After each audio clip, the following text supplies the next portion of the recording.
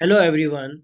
In this video, we will discuss about an important concept of coordination chemistry, that is EAN concept. So in the present video, we will discuss about EAN concept. Now what are the learning outcomes of the present video? After studying this lecture, you shall be able to understand the concept of EAN, that is effective atomic number. You will also know the calculation of EAN to calculate the effective atomic number in coordination compounds of metal atom, and you will also know the applications of EAN rule in coordination chemistry. Now, in this slide, we will discuss what is effective atomic number. So basically, effective atomic number, it represents the total number of electrons surrounding the nucleus of a metal atom in a complex.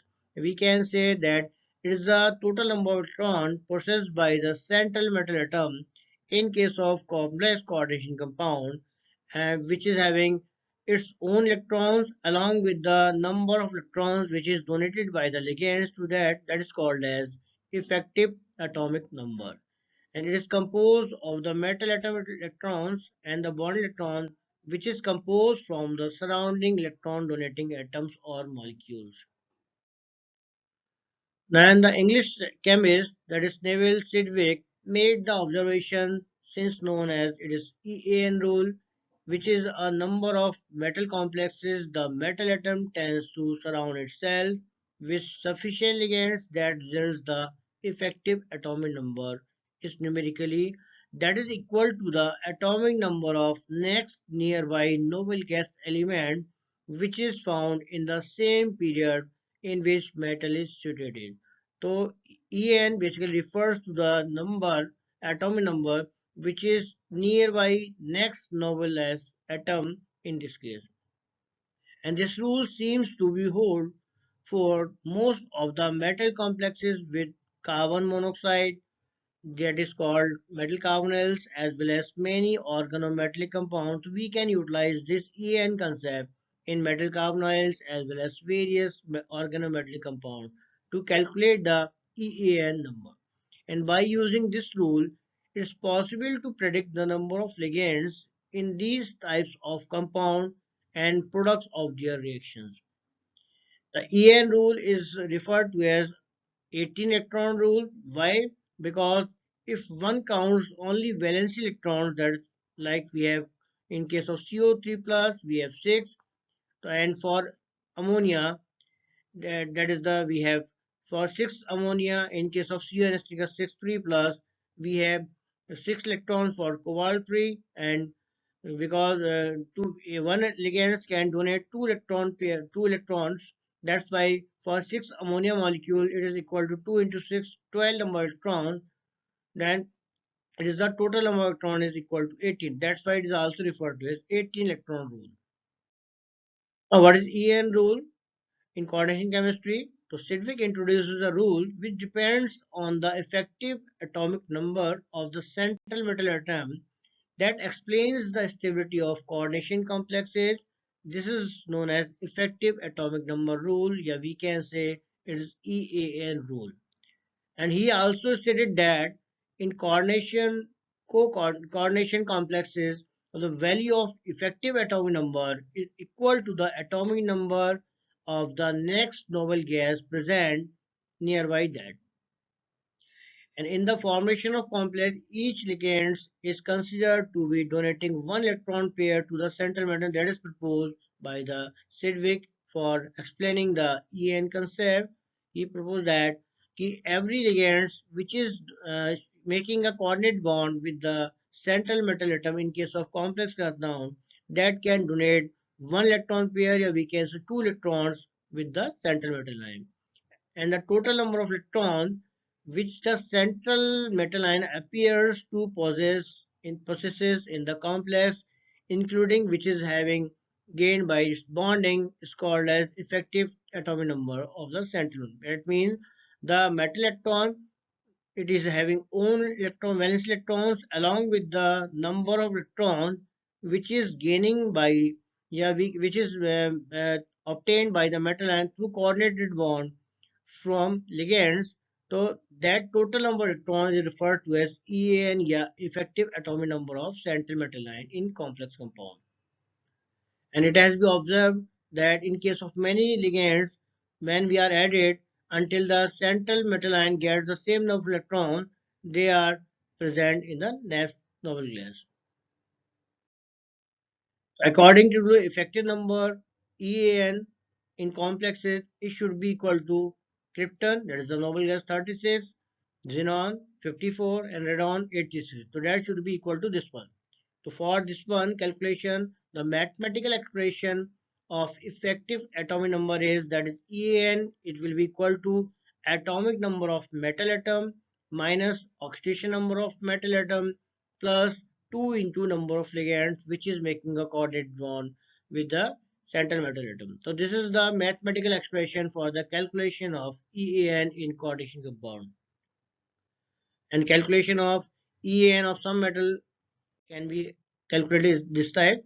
Like we have iron is the metal atom whose atomic number is 26, and in this it is present in the 2 oxidation state Fe2 plus ion. In this case, by using the previous slide calculation, 26 minus 2 plus 2 into 6, we can get the atomic number 36, that is the EAN of Fe2 in coordination compound.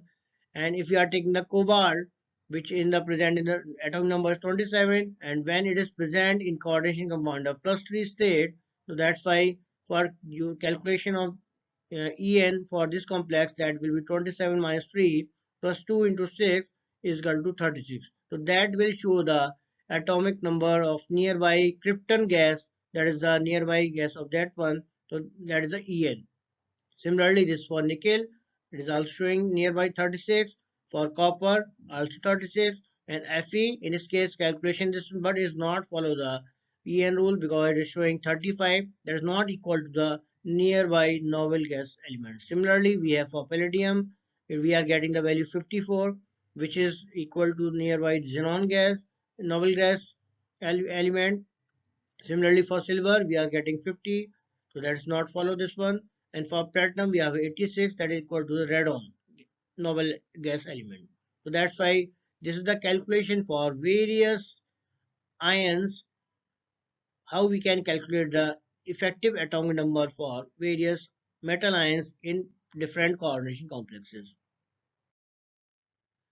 The concept was proposed by Sidwick, in which the En of the metal is equal to, that is total number of electrons present in it. The formula is En is equal to Z minus X plus Y, where Z is atomic number of metal atom, X is the oxidation number of metal, and Y is the coordination number of complex.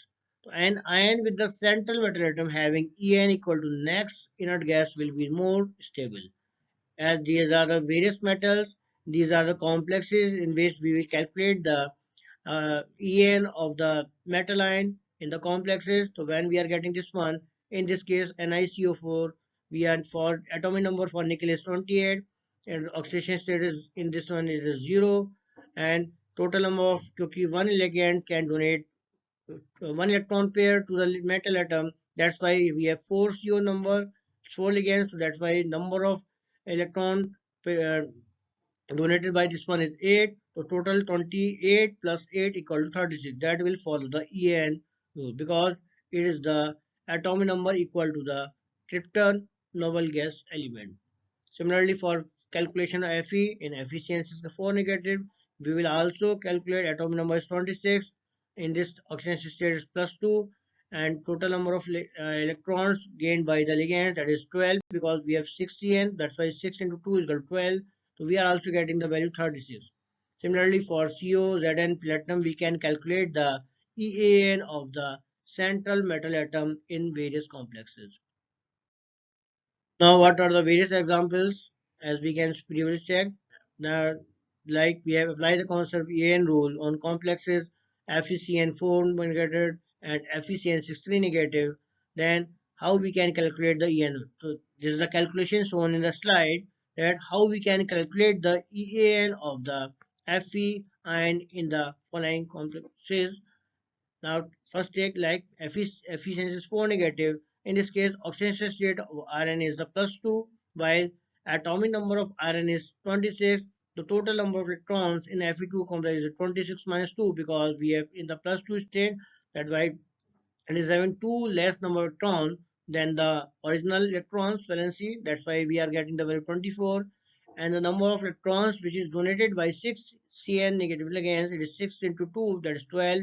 The total number of electron which is gained by the Fe2 in the FeCN64 negative, that is equal to 24 plus 12 equal to 36. So 36 is the atomic number for the Fe2 plus ion in FeCN44 negative.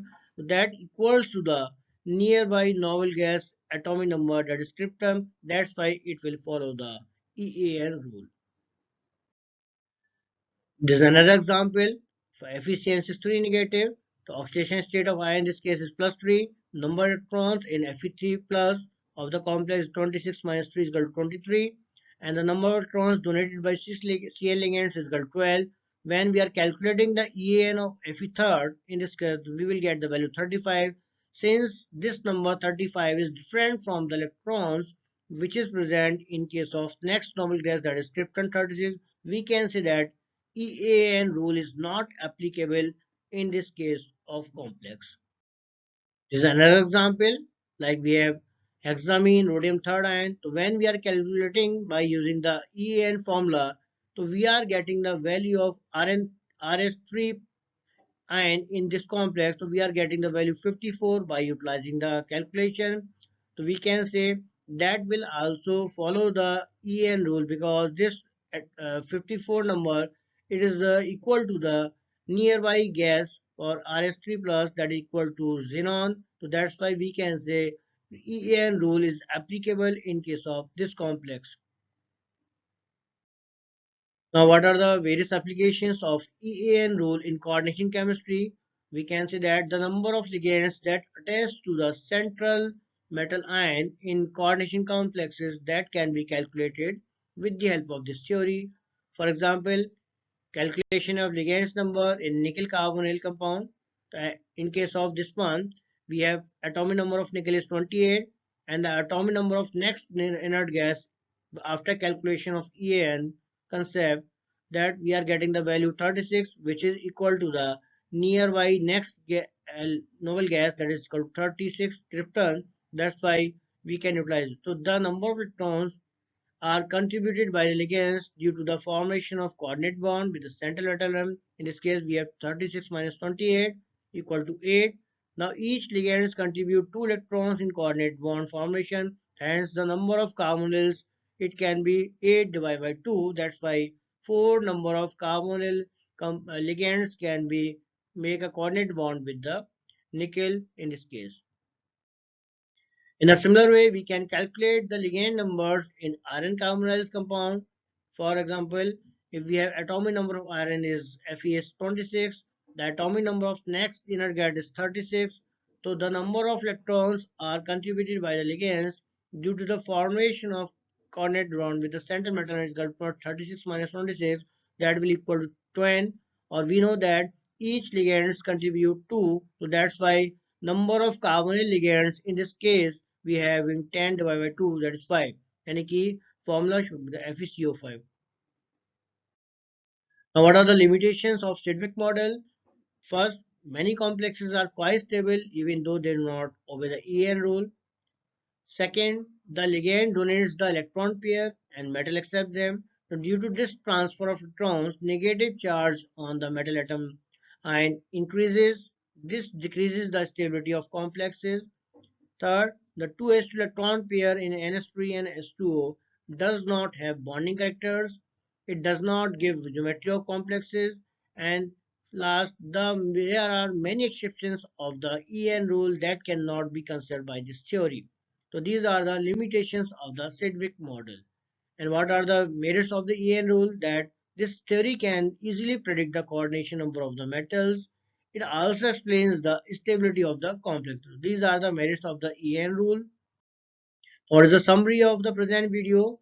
In this video we have discussed what is effective atomic number. That is, it represents the total number of electrons which is surrounded the nucleus of a metal atom in a metal complex, that is called as EN, which is composed of the metal atoms, electrons, and the bound electrons from the surrounding electron donating and the molecules, that is called as EN. Sidway state that in coordination complexes, the value of EAN number is equal to the atomic number in the next noble gas element. And what this is the mathematical expression through which we can calculate the EAN. So this is the summary of the present video. These are some of the practice questions that can be solved by utilizing this video. These are some of the references through which we have made this video. At last, thank you for your watching this video.